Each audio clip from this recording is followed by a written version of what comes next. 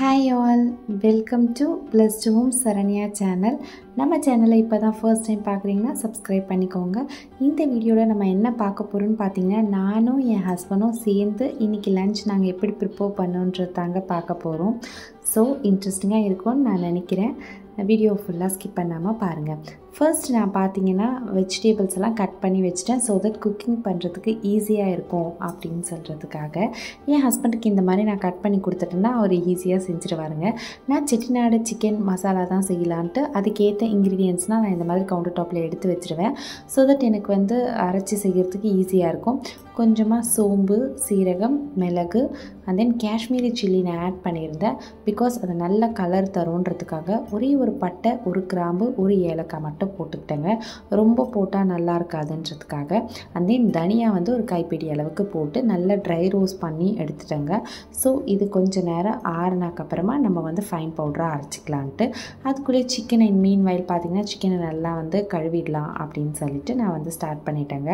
Chicken பார்த்திங்கன்னா எனக்கு நல்லா கழுவுனா தான் எனக்கு அந்த ஸ்மெல் அவ்வளோவா பிடிக்காது. ஸோ ஒரு 5 to 6 டைம்ஸ் நல்லா நான் வாஷ் பண்ணி எடுத்துக்கிட்டேங்க. ஸோ அப்போ பார்த்திங்கன்னா தம்பி சைடில் அவருக்கு டிவி போட்டு விட்டாச்சு. அவர் பாட்டு பார்த்துட்டு இருந்தார். அப்பப்போ வருவார் கிச்சனுக்கு. ஸோ கொஞ்சம் நேரம் தூக்கி வச்சுருப்பேன், அப்புறம் போயிடுவார். மெயின் திங் பார்த்திங்கன்னா சிக்கன் க்ளீன் பண்ணும்போது நம்ம இந்த மஞ்சத்தூள் போட்டு வாஷ் பண்ணோன்னா அந்த ஸ்மெல் அவ்வளோவா இருக்காதுன்னு அம்மா சொல்லுவாங்க. ஸோ அதே மாதிரி நான் க்ளீன் பண்ணிட்டேங்க. நெக்ஸ்ட் நம்ம இப்போ மசாலா அரைச்சிடலான்னு சொல்லிட்டு நான் பிளெண்டர் ஜாரில் நம்ம ஆறுனதுக்கப்புறமா இது நல்லா ஃபைன் பவுடரை அரைச்சி எடுத்துக்கிட்டேங்க. இந்த பவுட்ரு மட்டுமே போதும் நம்ம செட்டிநாடு சிக்கன் செய்கிறதுக்கு. இது என்னோடய ஸ்டைலில் செய்கிறது. ஆக்சுவலாக இது இப்படி தான் செய்யணுமான்னு தெரியாது. எனக்கு இது ரொம்ப பிடிக்கும், செம்மையாக இருக்குங்க. எல்லாத்துக்கும் இது ரொம்ப ஒரு சூப்பராக இருக்கும். எந்த மசாலாவும் நம்ம எக்ஸ்ட்ராவாக போட தேவையில்லை. லைக் மிளகாத்தூள் அந்த மாதிரிலாம் போட தேவையில்லை. இந்த மசாலா ஒரு மசாலா போதுங்க. இன்றைக்கி நான் கேஸ்ட் அயன் குக்வேர் தான் எடுத்திருக்கேன். ஸோ இந்த அயன் கடாயில் பார்த்திங்கன்னா நான் கொஞ்சமாக கடலை எண்ணெய் ஆட் பண்ணிக்கிட்டேன். ஸோ ஃப்ளேவர் சூப்பராக இருக்கும்ன்ட்டு ஸோ ஹோல் ஸ்பைசஸ் ஆட் பண்ணிக்கிட்டேங்க. அண்ட் தென் ஃபைனாக சாப் பண்ணி வச்சுருக்க வெங்காயத்தை ஆட் பண்ணிக்கிட்டேன். எனக்கு வெங்காயம் பார்த்திங்கன்னா நல்லா வதங்கினா மட்டும்தாங்க பிடிக்கும். ரொம்ப ரொம்ப டைம் எடுக்கும் இதுக்கு. பட் இருந்தாலும் எனக்கு அப்படியே ஆனியனாக தெரிஞ்சால் எனக்கு பிடிக்காது. லைக் நம்ம பிரியாணிக்கு எப்படி நம்ம நல்லா ப்ரௌன் கலரில் வதக்குவோமோ அந்த மாதிரி வதக்கணும்.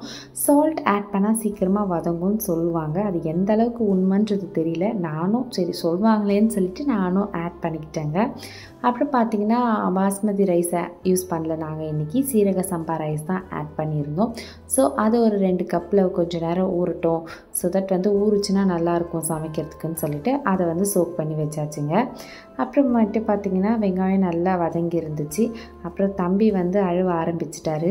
நம்ம கொஞ்சம் அவருக்கு எதுனா ஊட்டிட்டு வரலாம் அப்படின்னு சொல்லிட்டு நான் ஸ்டவ்வை அப்படியே ஆஃப் பண்ணிவிட்டு போயிட்டேங்க. தம்பிக்கு கொஞ்சம் நேரம் ஊட்டிட்டு வரலாம், அப்புறமா நம்ம வெங்காயம் வதக்கிக்கலான்ட்டு. இந்த தண்ணி பாட்டில் கொடுத்தது தப்பாக போச்சுங்க. ஊட்டி முடிச்சுட்டு தண்ணி பாட்டில் கொடுத்தா ஃபுல் தண்ணி பாட்டிலையும் ஃபுல்லாக கொட்டிட்டார் சோஃபாவில். இது ஒரு நமக்கு வேலையாடா அப்படின்னு சொல்லிட்டு சோஃபா ஃபுல்லாக க்ளீன் பண்ணிவிட்டு தம்பியை சமத்தா இருப்பா, நான் போய் குக் பண்ணிவிட்டு வரேன் அப்படின்னு சொல்லிட்டு திருப்பி ஸ்டவ் ஆன் பண்ணிவிட்டு வெங்காயம் வதக்க ஆரம்பித்தேங்க. இந்த மாதிரி தான் ஆகும் என் கதை.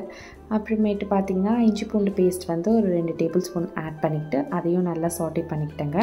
அப்புறம் கொஞ்சமாக தான் தக்காளி ஆட் பண்ணுவேன். பிகாஸ் நிறைய ஆட் பண்ணால் லைக் தக்காளி சட்னி மாதிரி ஆகிடும்னு சொல்லிட்டு அப்படியே தம்பியை சைட் கேப்பில் பார்த்துட்டே குக் பண்ணிகிட்ருப்பேன்.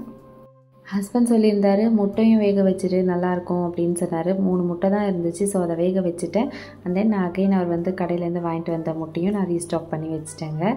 தக்காளி நல்லா வதங்கணும், அப்போ தான் நல்லாயிருக்கும். ஸோ நல்லா மேஷ் ஆகி வதங்குற அளவுக்கு நம்ம வதக்கிட்டுக்கப்புறமா சிக்கனை நம்ம கழுவி க்ளீன் பண்ணி வச்சுருக்கோம் பார்த்திங்களா, அதை ஆட் பண்ணி அதை வதக்கிக்கலாங்க. நான் பழக்க தோஷத்தில் நான் மசாலா அரைச்சதையே மறந்துட்டு தப்பி தவறி மிளகாத்தூள் எடுத்து ஒரு டேபிள் ஸ்பூன் போட்டேன்.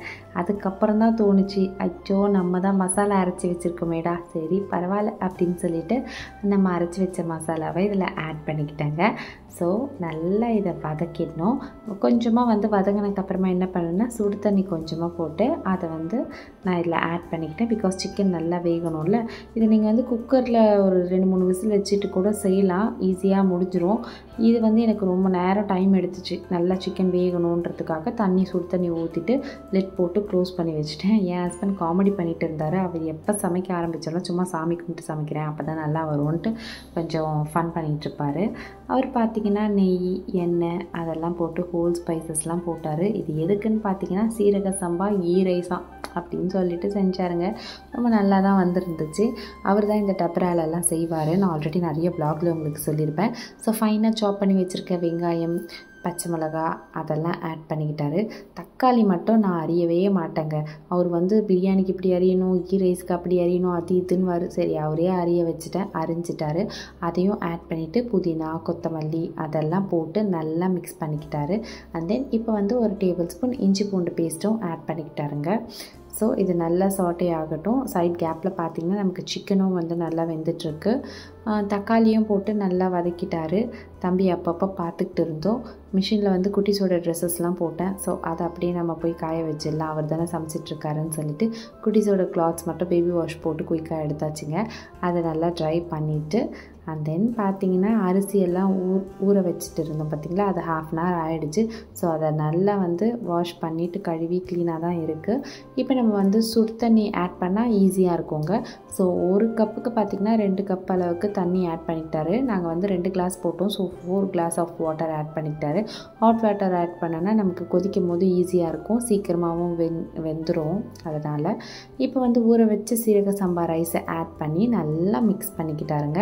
நல்லா ஒரு கொதி வரணும். நல்லா கொதித்தோடனே நம்ம பிளேட் போட்டு மூடி வச்சிடலாம். ஒரு 5 to 10 minutes விட்டுருந்தோங்க. அப்படியே அதுக்குள்ளே நான் பார்த்திங்கன்னா நம்ம எடுத்து வச்ச வெங்காயம், தக்காளி, பச்சை மிளகா அதெல்லாம் ஃப்ரிட்ஜிலெல்லாம் இது பண்ணிவிட்டேன். இந்த மாதிரி ரைஸ் வரும்போது என்ன பண்ணணுன்னா நம்ம ஒரு இரும்பு தவாவை வந்து தம் மாதிரி வச்சிடலான்னு சொல்லிட்டு கீழே அந்த மாதிரி வச்சுட்டு மேலே வெயிட் வச்சாச்சுங்க. சிக்கன் பார்த்திங்கன்னா செம்மையாக கொதிச்சு வந்துச்சுங்க. இந்த ஸ்டேஜில் கூட இறக்கிடலாம். நான் வந்து மேலே வந்து கொத்தமல்லிலாம் போட்டு இன்னும் கொஞ்சம் ட்ரை பண்ணலாமா வேணாமான்னு யோசிச்சுட்டு இருந்தோம். ஸோ ரைஸ் வந்து ப்ளெயினாக இருக்கும் போது கொஞ்சம் தொக்காக இருந்தால் தான் நல்லாயிருக்கும் சாப்பிட்றதுக்குன்னு சொல்லிட்டு நாங்கள் வந்து இந்த ஸ்டேஜ்லேயே இறக்கிட்டோங்க. ரைஸும் பார்த்திங்கன்னா செம்மையாக வந்துருந்துச்சுங்க. நல்லா சீரக சம்பா உதிரியாக வந்துருந்துச்சு. இந்த 2 காம்பினேஷன் எங்களுக்கு ரொம்பவே பிடிக்கும். ப்ளெயின் ரைஸ்க்கு இந்த மாதிரி ஒரு காரசாரமான சிக்கனோ மட்டனோ அந்த மாதிரி நல்லாயிருக்கும். தம்பி பார்த்திங்கன்னா இந்த சாங் அவருக்கு ரொம்ப பிடிக்கும். இந்த சாங் என்னன்னு உங்களுக்கு தெரிஞ்சிச்சுன்னா கீழே கமெண்ட் பண்ணுங்கள். 90s கிட்ஸ் எல்லாருக்குமே இந்த சாங் ரொம்ப பிடிக்குங்க. யாருக்கெல்லாம் இந்த சாங் என்னன்னு தெரிஞ்சிச்சுன்னா கீழே மறக்காமல் கமெண்ட் பண்ணிவிடுங்க. நான் என்ன பண்ணேன்னு பார்த்தீங்கன்னா சர்விங் பவுலுக்கு சிக்கன் எல்லாம் மாற்றிட்டு ஹாட் பாக்ஸில் வந்து கீ ரைஸ் எல்லாம் வந்து எடுத்து வச்சாச்சுங்க. ஸோ டைனிங் டேபிளுக்கு கொண்டு வந்தாச்சு. நம்மளோட லஞ்ச் பார்த்திங்கன்னா இன்றைக்கி சுட ghee rice with Chettinad chicken என்னோடய ஸ்டைலில் செஞ்சாச்சுங்க. முட்டையும் வேக வச்சதையும் வச்சாச்சு. இதுதான் இன்றைக்கி எங்கள் வீட்டில் செஞ்ச லஞ்சுங்க. என்ன தான் இது செஞ்சாலும் யாழிக்குட்டி நான்வெஜ் ரொம்ப சாப்பிடுவா. பட் தம்பி பார்த்தீங்கன்னா நான்வெஜ் தொடவே மாட்டாருங்க. உங்கள் வீட்டில் உங்கள் குட்டீஸ் எப்படின்றத கீழே கமெண்ட் பண்ணுங்கள். நம்ம சேனலை இப்போ தான் ஃபர்ஸ்ட் டைம் பார்க்குறீங்கன்னா மறக்காமல் சப்ஸ்கிரைப் பண்ணுங்கள். தேங்க்ஸ் ஃபார் வாட்சிங். Thank you all. Keep supporting me.